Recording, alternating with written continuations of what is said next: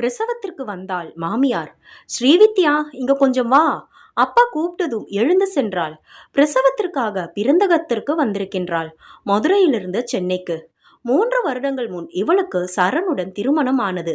அவனுக்கு துபாயில் வேலை கிடைக்கவே இவளை மதுரையில் விட்டு அவன் மட்டும் சென்றிருக்கின்றான் 6 மாதங்கள் முன். இதோ இன்னும் 1 வாரத்தில் இவளுக்கு பிரசவத்திற்கு தேதி குறித்திருக்கின்றார் டாக்டர். என்னப்பா? மெல்லிய குரலில் ஸ்ரீவித்யா கேட்டாள். நான் கொஞ்சம் வெளியே போகணும். அத்தை வந்துருவா இன்னும் கொஞ்சம் நேரத்துல. நீ ஜாக்கிரதையாக இரு. ஏதாவது வேணும்னா ஃபோன் பண்ணு. சாப்பிடு, வயித்தை காய போடாதே சொல்லிவிட்டு அப்பா வெளியே கிளம்பினார். பாவம், மனைவி இறந்து 15 வருடங்கள் ஆகிவிட்டன. தனியாக இருந்து இவளையும் இவள் தம்பியையும் வளர்த்தார். இதோ பிரசவ உதவிக்காக அவர் அக்கா வருகின்றாள் திருச்சியிலிருந்து. மதுரையில் ஸ்ரீவித்யா மாமியார் வீட்டில் கூட்டு குடும்பம். 3 பிள்ளைகள், 1 பெண். மூவருக்கும் கல்யாணம் ஆகிவிட்டது. கடைசியில் நாத்தனார். எப்பொழுதும் ஏதாவது தப்பு கண்டுபிடித்து கொண்டே இருப்பாள். யார் மீதாவது புகார்தான் அம்மாவிடம். அவள் சொல்வதை கேட்டு மாமியார் ஆடுவாள் மாட்டு பெண்களிடம். ஸ்ரீவித்யா கடைசி மாட்டுப்பெண். பிரசவத்திற்கு இங்கேயே இருக்கட்டும், நாங்கள் பார்த்துக்கிறோம். அங்க யார் இருக்கா? இங்கேயே விட்டுட்டு போங்கோ கராராக பேசினாள் மாமியார் சம்மந்தியிடம். ஸ்ரீவித்யா அப்பா சற்று தடுமாறினார். பின்பு, இல்ல சம்மந்திமா, அவளுக்கு இது தலை பிரசவம். எனக்கு ஒரே பெண், நான் பார்த்துக்கிறேன். என் அக்கா வரேன்னு சொல்லியிருக்கா தயக்கத்தோடு பேசினார். என்ன இது புதுசா இருக்கு? நாங்க இருக்கிறச்ச என்ன உங்க அக்கா? என்ன உங்க பொண்ணு ஏதாவது சொன்னாலா? இழுத்தாள் மாமியார். ஸ்ரீவித்யாவுக்கு பக் என்றது. அதெல்லாம் இல்லை, எனக்கு ஆசை, அப்புறம் உங்க இஷ்டம் என்று சொல்லிவிட்டார் அப்பா. பெரிய சம்பந்தி தன் மகளிடம், ஏய், நீ கிளம்பு என்னோடு. நீ என்ன இங்க உட்கார்ந்துண்டு இவளுக்கு செய்யறதற்கா? மாப்பிள்ளை கிட்ட சொல்லி உன் குழந்தைகளோடு கிளம்பு அழுத்தமாய் கூறினான். முதலில் எதிர்த்தாலும் சரி நீ போயிட்டு வா என்று கூறிவிட்டாள் மாமியார். மூத்த மகன் மாட்டுப்பெண்ணிடம் கொஞ்சம் பயம்தான் அவருக்கு.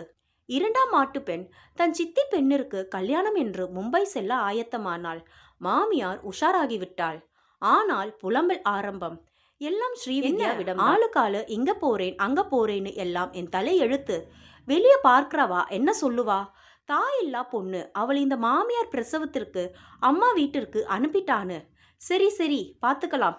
என்னால் தனியா எல்லாம் இங்க உன்னை வச்சுண்டு ஒன்னும் செய்ய முடியாது சொல்லிக்கொண்டே போனாள். ஸ்ரீவித்யா மனதிற்குள் சந்தோஷப்பட்டாள். அப்பாடா, எப்படியோ இங்கிருந்து தப்பிச்சோம். ஸ்ரீவித்யா அப்பா இருவரும் கிளம்பினர் சென்னைக்கு. அத்தை வந்தாச்சு. வா அத்தை, எப்படி இருக்க? ஸ்ரீவித்யா வரவேற்றாள்.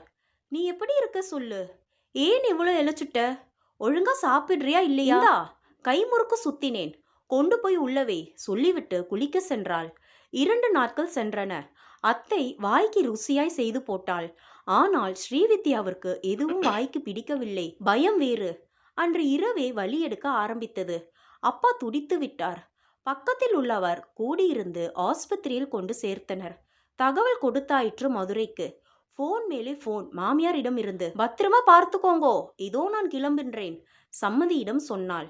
அட, இப்ப மணி 1:30 ராத்திரி. இவர் படப்படுத்தார்.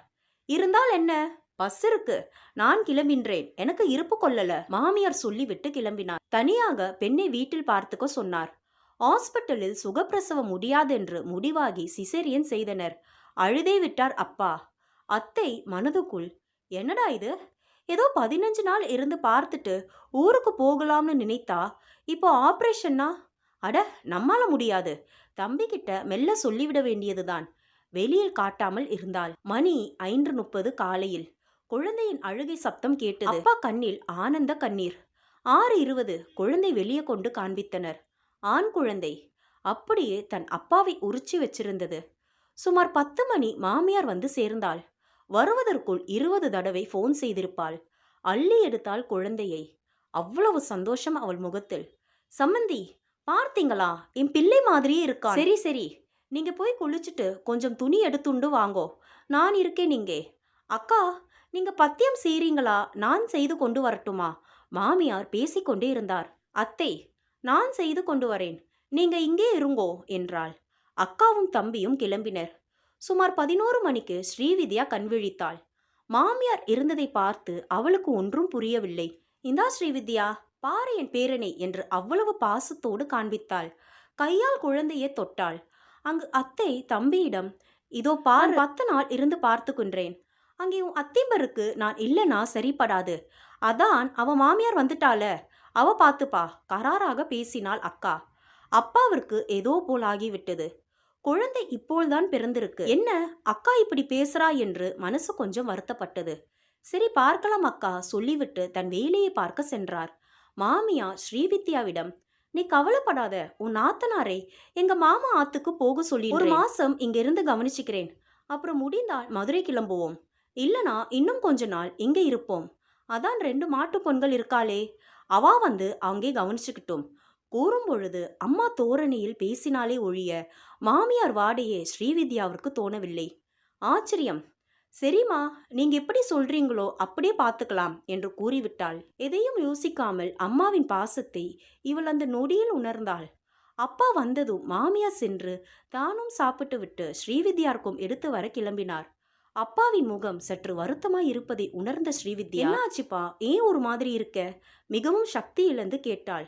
இல்லம்மா, அத்தை இங்க வந்து 1 மாசமாவது இருந்து உன்னை பார்த்துப்பான்னு நினைச்சேன். அதனாலதான் சம்மந்தி அம்மா கிட்ட கூட கொஞ்சம் அழுத்தமா பேசிட்டேன். இப்போ 10 நாளைக்கு மேல இருக்க முடியாதுன்னு பிடிவாதமா சொல்லிட்டா. அதான் என்ன பண்ண போறேன்னு யோசிச்சிருந்தேன். சோகமாய் அப்பா பாசத்தில் பேசினார். அப்பா கவலைப்படாத, என் மாமியார் இங்கேயே இருந்து என்னையும் பேரனையும் பார்த்துக்கிறேன்னு சொல்லியிருக்கா.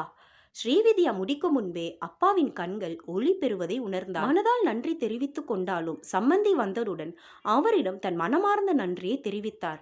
என்ன நீங்க, இது நம்ம பேரன், நீங்க கவலைப்படாதீங்கோ, பாசத்தோடு சொன்ன மாமியாரை பெருமிதத்துடன் பார்த்தார் அப்பா. இந்த ஸ்டோரி உங்களுக்கு பிடிச்சிருந்துச்சுன்னா லைக் பண்ணுங்க, சப்ஸ்கிரைப் பண்ணுங்க. தேங்க்யூ.